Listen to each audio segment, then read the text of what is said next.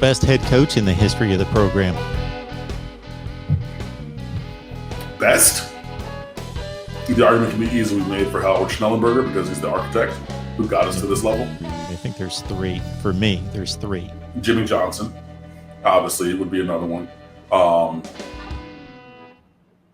Dennis Erickson took over and he won a couple championships. That's my three. And Butch Davis, I think, is in that conversation as well because he built a monster. I think that, yeah, we've talked about it before, but I believe that we got shorted in 2000 from playing a national championship game, especially when, and I know that there are other considerations, a conversation about, yeah, we lost to Washington, they had one lot, but they picked a team that we beat to play for a national championship.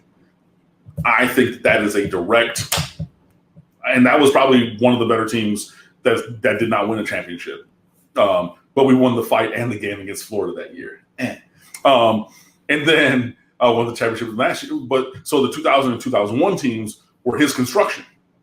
And coming off those sanctions and everything, that was all Butch Davis. So, especially for what he did then. Now, obviously, he went to the Cleveland Browns and things didn't go well. But in his time at Miami, I would put him as the number 4 in that conversation. Howard Schnellenberger, Jimmy Johnson, Dennis Erickson, Butch Davis. That would be my top 4. That's why I like the thinking man's conversation to this, because I think national championships are overrated. I discredit them slightly because I think almost every year that you can pick out, especially pre-playoff, you can say, well, this team had just as good a resume as this team, and they weren't included. I'm big on doing that. I posted videos where I like dissecting all that, and that would be one of the years where I would say, it's not, I would say, I'm replacing Washington with Florida State, with Miami, but out of the 3 that had a claim, Florida State had the weakest claim, and they're the ones that got the opportunity. That's what I'm saying. And I get that was a Lifetime Achievement Award for Bobby Bowden. I get that was like the brand legacy of Florida State because it was right at the end of their run after they had all those years in the top 5 and everything. It's a household name, Florida State. So we're going to go with the biggest brand at the time, even though I believe that U was a stronger brand, but in terms of football, that was the more household name, and everything, but they were the worst team of the 3.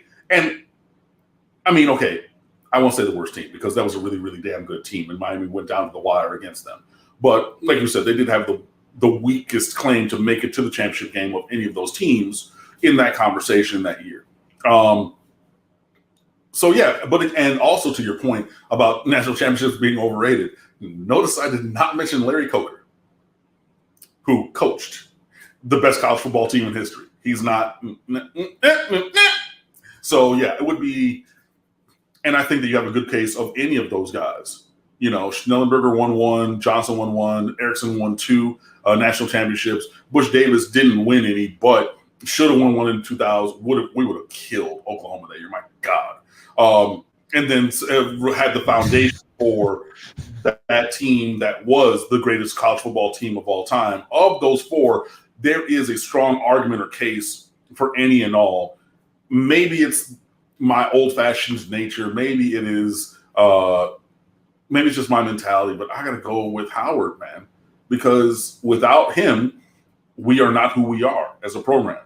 And I think that the legacy that the Hurricanes have had since his tenure informs his greatness as a coach to begin Miami on this path. And again, there are solid arguments for the other 3, but for me, myself personally, Howard Schnellenberger, who again should be in the College Football Hall of Fame, and they did wrong by not putting him in when he was alive. They need to do it posthumously because it's baloney that he's not. I'm a numbers guy, and that's why you have to look way past the numbers, and you have to understand the numbers and understand how the numbers were accumulated and under what conditions. Jimmy Johnson is a great all-time coach on both levels, but the program was in place when he received it. He did amazing things with it and dominated, but Howard Schnellenberger had nothing. He laid the groundwork for the whole thing. Mm-hmm.